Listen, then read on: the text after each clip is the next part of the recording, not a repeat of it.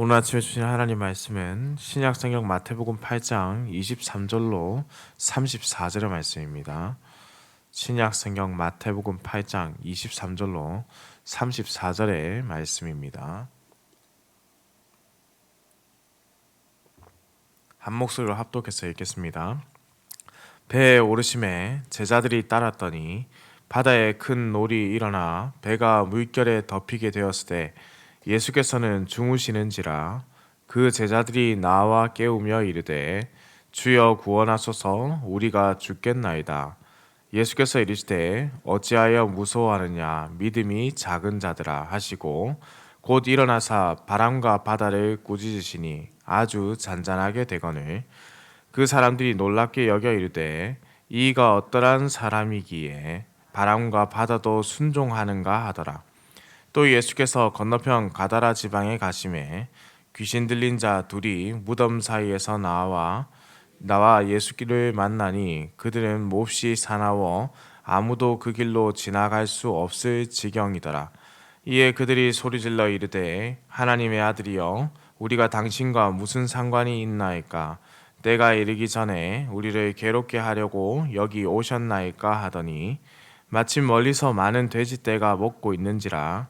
귀신들이 예수께 간과해 이르되 만일 우리를 쫓아내시려면 돼지떼에 들여 보내소서 주소서 하니 그들에게 가라 하시니 귀신들이 나와서 돼지에게로 들어가는지라.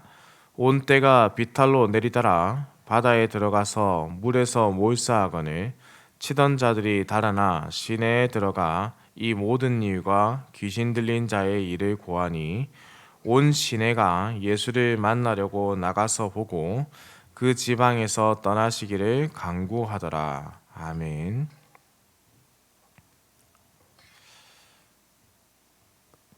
마태복음은 새로운 가르침을 전하는 것이 아니라 오히려 기존의 유대인들에게 그동안 그들이 기다리고 알아왔던, 그래서 너무나도 간절히 소망했던 그 메시아에 대해서 알려주는 내용을 참 많이 담고 있습니다. 오늘 본문은 크게 두 가지 사건으로 기록되어 있는데요. 예수님께서 두려움에 떠는 제자들을 향해서 바람과 바다를 꾸짖으셔서 잔잔하게 되는 그야말로 자연의 섭리자이며 다스리시는 주권자이심을 선포하는, 그리고 그 메시아 되심을 나타내는 사건과 이어서 등장하는 바로 귀신 들린 자에 대한 치유의 그런 장면을 담고 있는데요. 사실 두 가지 다 굉장히 큰 의미를 가지고 있기 때문에 이 새벽기도 시간에 다 보는 것은 시간적인 상황이 되지 않기 때문에 두 가지 사건 중 저는 이제 뒤에 귀신 들린 자를 치유하는 사건에 오늘 말씀을 전하고 다음에 기회가 될 때 제가 수요기도에 이어지는 앞부분의 말씀을 전하고자 합니다.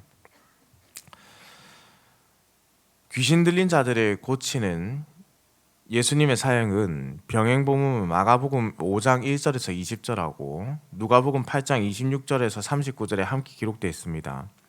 그런데 저자인 마태는 마가복음과는 조금 다른 시각으로 지금 이 본 사건에 대해서 바라보고 있는데요. 특히 본문인 마가복음의 기사와는 달리 많은 부분 누락된 내용들이 있습니다. 누락되고 축약되었다라고 본다면 우리가 이렇게 이해할 수 있겠죠. 이 마태복음의 저자는 마가복음의 저자와는 달리 어떠한 부분에 굉장히 크게 그 부분에만 초점을 맞추고 있다라는 점입니다. 그래서 도널드 헤그너라는 신학자가 마가복음이 귀신 들린 자에 대한 치유에 초점을 맞추고 있다면 마태복음은 예수님 그분에게 그대로 초점을 맞추고 있다라고 했습니다. 그래서 앞선 사건과 사실은 이어지는 것이죠. 제자들에게 초점을 맞춘다기보다는 예수님께서 무엇을 하셨는가에 초점을 맞추고 있다는 점입니다. 그렇다면 예수님이 누구신가? 하나님의 능력으로 명령을 내리시는 예수님은 귀신 들린 자의 고백을 통해서 강하게 나타나고 예수님의 말씀 선포를 통해서 그것이 확증되는데요. 오늘 본문에서 귀신 들린 자들이 예수님을 향해서 29절에 보시면 어떻게 이야기하고 있습니까? 29절 말씀입니다. 이에 그들이 소리질러 이르되 하나님의 아들이여 우리가 당신과 무슨 상관이 있나이까? 때가 이르기 전에 우리를 괴롭게 하려고 여기 오셨나이까? 하더니 라고 했습니다. 귀신 들린 자들의 입에서 매우 놀라운 고백이 지금 나오고 있지요. 무엇이라고 되어 있습니까? 하나님의 아들이여 라는 표현입니다. 하나님의 아들. 이 놀랍고 중요한 사실은 그들이 하나님의 아들이라고 외치면서 매우 큰 두려움에 휩싸여 있다는 점입니다. 귀신들이 예수님께 질문한 부분을 다시 보시면 예정된 때가 되기 전에 우리를 괴롭게 하시려고 오셨습니까? 라는 질문이 있습니다. 이 질문에서 우리는 적어도 두 가지의 확실한 정보를 알게 되죠. 먼저는 귀신들이 종말의 때에 반드시 하나님의 심판을 받게 된다라는 것이죠. 그리고 그것을 귀신들이 인식하고 있다라는 겁니다. 그리고 또 하나는 무엇입니까? 예정된 때가 아직 이르지 않았다라는 것이죠. 두려움에 떨며 귀신들이 소리 지르는데 그들이 하는 말이 참으로 놀랍지 않을 수가 없습니다. 사랑하는 성도님들, 귀신들이 알고 있습니다. 예수님이 하나님의 아들이시라는 것, 그분이 반드시 예정된 때가 이르러 심판하신다는 것, 그것을 인식하고 있다는 겁니다. 이 장면을 좀 입체적으로 한번 떠올려 보십시오. 귀신들이 지금 무엇을 말하는 것입니까? 하나님의 아들이시여, 살려주십시오 라고 간구하는 것입니다. 그 때가 아직 이르지 않았기 때문에 예수님께서 심판하지 않으셨지만, 마지막 심판을 하지 않으셨지만 기록된 하나님의 말씀의 때에, 그 때에 반드시 말씀하신 대로 심판하신다. 우리는 이것을 기억해야 한다는 것이죠. 그때 귀신과 사단의 권세가 완전히 무너져 내리는 것입니다. 그 종말의 때가 있다라는 것입니다. 그렇다면 적어도 이 사단의 권세가 우리를 결코 죽음 그 자체로 이끌어가지 못하죠. 왜냐하면 우리가 주께 붙어 있기 때문에, 이미 승리하신 주님께 우리가 붙어 있기 때문에 그들은 우리를 넘어뜨릴 수 없다라는 소리입니다. 예수님의 이름 앞에 귀신들의 권세는 아무런 힘을 발할 수 없다. 그러니 사랑하는 성도님들, 예수 그리스도의 이름을 믿으시기 바랍니다. 우리 예수님은 귀신들도 두려워 벌벌 떠는 하나님의 아들이십니다. 그리고 다시 오실 심판자이십니다. 그리고 확신하십시오. 그날이 반드시 다시 옵니다. 본문 31절에는 또한 이렇게 기록되어 있지요. 귀신들이 예수께 간구하여 이르되 만일 우리를 쫓아내시려면 돼지떼에 들여보내주소서 하니라고 되어 있습니다. 돼지떼, 제가 지난번 설교 때도 말씀을 드렸는데요. 돼지떼라는 표현이 나오거나 돼지라는 표현이 나오면 그 땅은 거의 이방인의 땅입니다. 왜 그러냐면 신명기 14장 8절에 보시면 이를 잘 알 수 있는데요. 돼지는 굽이 갈라졌으나 새김질을 못함으로 너희에게 부정하니 너희는 이런 것의 고기를 먹지 말 것이며 그 사체도 만지지 말 것이니라 라고 했습니다. 그래서 이 말씀을 따른다면 유대인이 돼지를 길렀다고 보기에는 다소 무리가 있다라는 겁니다. 따라서 예수님께서 이방인이 거주하는 곳에 가셔서도 그곳에서도 이방인들을 위한 구원 사역을 하셨다는 것을 우리는 알 수 있죠. 우리는 앞서 예수님께서 하나님의 아들이라고 배웠습니다. 그리고 우리의 믿음은 언제나 예수 그리스도를 하나님의 독생자 아들이시다라고 고백하고 있죠. 예수님은 하나님의 아들로 성부, 성령과 더불어서 동일하신 분이시고 동일한 권능을, 능력을 가진 분이십니다.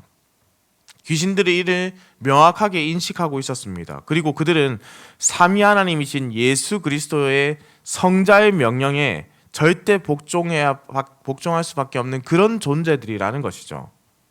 그래서 그런지 귀신들은 자신들에게 다가올 미래를 너무나도 잘 알고 있습니다. 쫓아낼 것이라는 것이죠. 그래서 말씀드리는 겁니다. 만일 당신이 우리를 쫓아내실 것이라면 이것은 그렇게 하실 것이라면이 아니라 헬라어적 표현으로 강조 표현입니다. 그렇게 하시지요. 그렇게 한다면 저에게 이렇게 하십시오. 당신이 우리를 쫓아내심으로 이렇게 하십시오. 라고 간청하는 것이죠. 돼지떼에게로 보내달라. 사랑하는 성도님들, 우리는 여기서 사실은 개역 개정에서만은 이해할 수 없는 부분이 있습니다. 그것이 무엇이냐면 헬라어 보내다라는 단어에 대한 이해인데요. 여기서 우리가 이해할 때 일반적으로 그 당시에 사용되던 보내다라는 단어는 펜포라는 단어입니다. 대다수 보내다라고 할 때, 어디로 보내다라고 할 때 펜포라는 단어를 썼다는 거예요. 하지만 귀신들이 예수님께 자신을 보내달라고 간구할 때 쓴 단어는 다른 단어입니다. 바로 아포스텔로라는 단어인데요. 이 단어가 후에 우리가 잘 아는 단어로 변형이 됩니다. 하나님 나라의 사역의 확장을 위해서 사용한 사도들을 표현할 때 아포스톨로스라는 단어가 되는데요. 그것이 무엇이냐? 보냄을 받은 자가 되는 거예요. 사도라는 단어가 보냄을 받았다라는 의미입니다. 선교사도 마찬가지죠. 선교사의 핵심은 교회를 통해서 하나님의 보냄을 받아야 한다는 겁니다. 지금 이 단어가 공적 의미의 보냄과 하나님으로부터 보내심을 받았다라는 단어로서 아포스텔로가 강조되고 있습니다. 귀신들이 무엇을 인정한다는 소리입니까? 하나님의 권위로서 예수님의 말씀을 인정한다라는 거예요. 예수님의 하나님 되심을 인정한다라는 겁니다. 예수님은 조금도 주저함 없이 가라라고 말씀하셨습니다. 왜냐하면 처음부터 예수님의 관심은 그 귀신들을 쫓아내서 귀신 들린 자를 치유해야 하는 그 목적이기 때문이죠. 개역 개정에는 생략되어 있지만은 보라라는 단어가 그곳에 적혀 있습니다. 실제 그 돼지떼가 죽는 장면을 강조해서 지금 마태가 보게 하는 겁니다. 이러한 표현은 예수님께서 악의 세력을 쫓아내신다, 그 권위를 가지신 분이시다라는 것을 강조하는 것이죠. 사랑하는 성도님들, 예수님께서 이런 권능을 나타내는 분이십니다. 우리가 무엇을 상상하든 그 이상의 능력을 바라시는 분이십니다. 감히 상상조차 할 수 없는 권위를 가지신 분이십니다. 그분의 신적 능력으로 보냄을 받은 귀신들은 그곳에서 쫓겨갈 수밖에 없다는 것, 우리는 기억해야 되겠습니다. 그리고 예수님은 우리를 너무나도 사랑하신다는 것을 기억하십시오. 왜 귀신들이 돼지떼로 보내달라고 했는지에 대한 이유는 성경에 정확하게 기록해 두지 않았습니다. 아마도 저자인 마태는 그 이유는 이 내용에서 그리 중요하지 않기 때문입니다. 그렇게 마태가 여겼던 것이죠. 마태가 본 것은 돼지떼에게 들어간 귀신이 아니라 돼지떼로 귀신을 쫓아내신 예수님과 고침을 받은 사람들, 거기에 포커스를 맞추고 있죠. 왜 귀신들이 돼지떼에 들어가고자 했는지를 알 수는 없으나 사람들에게서 귀신을 빨리 빼내어 고치고자 했던 예수님의 마음은 알 수 있다는 것이죠. 본 구절을 통해서 예수님을 부정적으로 보는 사람들이 있었다는 것을 또한 알 수 있습니다. 윤리적으로 보았을 때 돼지떼들이 몰살당했으며 돼지를 치고 있던 주인은 한순간에 그 모든 것을 잃어버렸기 때문이죠. 하지만 과연 그런가? 간구하다라는 단어, 헬라어 파레카레산이란 단어를 쓴대요. 이 단어가 사실 이 사건이 시작된 시점과 마지막 시점에서 동시에 등장합니다. 귀신 들린 자들이 예수님께 간구했다. 그리고 온 시내가 예수님께 간구했다. 2번 사용된다는 소리예요. 이 요구가 절박한 간구입니다. 우리가 그냥 해주세요 이런 간구가 아니라요, 목숨을 다해서 간청할 때 쓰는 단어가 바로 파레카레사입니다. 간절히 소망하는 것이에요. 왜 귀신들과 온신의 사람들이 이토록 절박하게 예수님께 요청했는가? 이후에 등장하는 사람들의 반응을 한번 보십시오. 그들은 소유하고 있던 돼지떼를 잃어버린 것을 안타까워하고 예수님께서 귀신 들린 자들을 고쳐준 것을 기쁨으로 받아들이지 못하고 있습니다.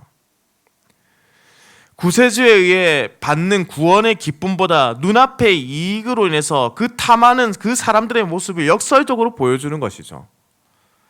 예수님께서 귀신 들린 자들을 고쳐주셨지만은 그것은 그들이 원하는 것이 아니었다라는 거예요. 그들이 원하는 것은 구원이 아니라 경제적인 안식과 악한 죄의 사슬. 예수님께서 신령한 은사를 보이셨음에도 예수님 향해서 가달라는 요청에 예수님 그것을 떠날 수밖에 없었다는 것이죠. 정상적인 사람들이라면 그들을 구원해 준 예수님께 감사했어야 했는데 28절을 한번 자세히 보십시오. 귀신 들린 자들이 사나워 아무도 그곳을 지날 수 없을 정도라고 했습니다. 그동안 자신들이 얼마나 악한 영에 시달려 왔는지 깨닫지 못하는 것이죠. 그리고 그 악한 영에 시달려 귀신 들린 연약한 이웃의 생명을 조금도 소중하게 생각하지 않고 있습니다. 예수 그리스도의 은혜가 그들에게 원수가 되어버린 것이죠. 예수님께서 귀신을 쫓아내신 이적은 하나님 나라의 백성에게 자유와 해방을 선포하시고 하나님 나라의 임재를 나타내신 장면인데 그들은 그것을 깨닫지 못하고 있습니다. 그래서 마태복음 12장 28절에 이렇게 강조하게 됩니다. 그러나 내가 하나님의 성령을 힘입어 귀신을 쫓아내는 것이면 하나님의 나라가 이미 너에게 임하였느니라.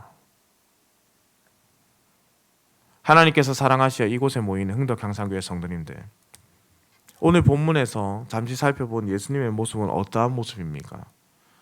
예수님은 하나님의 아들이시고 하나님과 동등한 권위를 가지신 분이시고 약자를 사랑하시고 우리를 사랑하시고 악의 권세에서 구원하시는 하나님의 참모습을 가지신 분이십니다.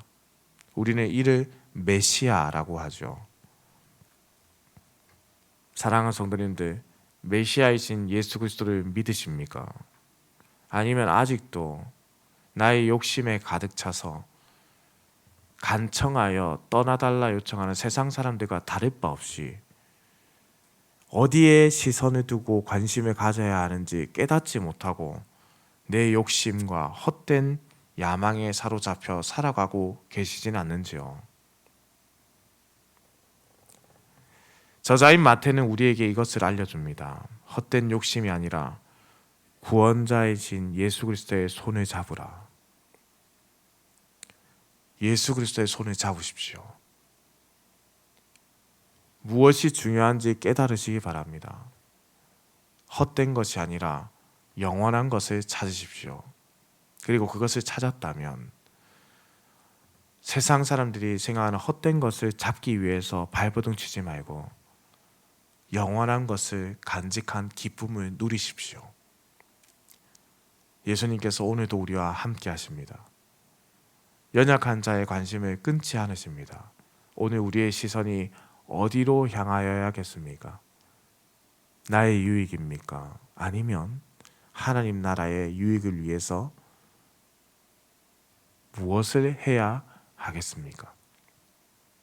오늘 하루 예수 그리스도의 손을 잡고 하나님 나라의 유익을 위해서 선택하고 바라보는 우리 흥덕향상교회 성도님들 되시기를 우리 주님의 이름으로 축원합니다. 기도드립니다.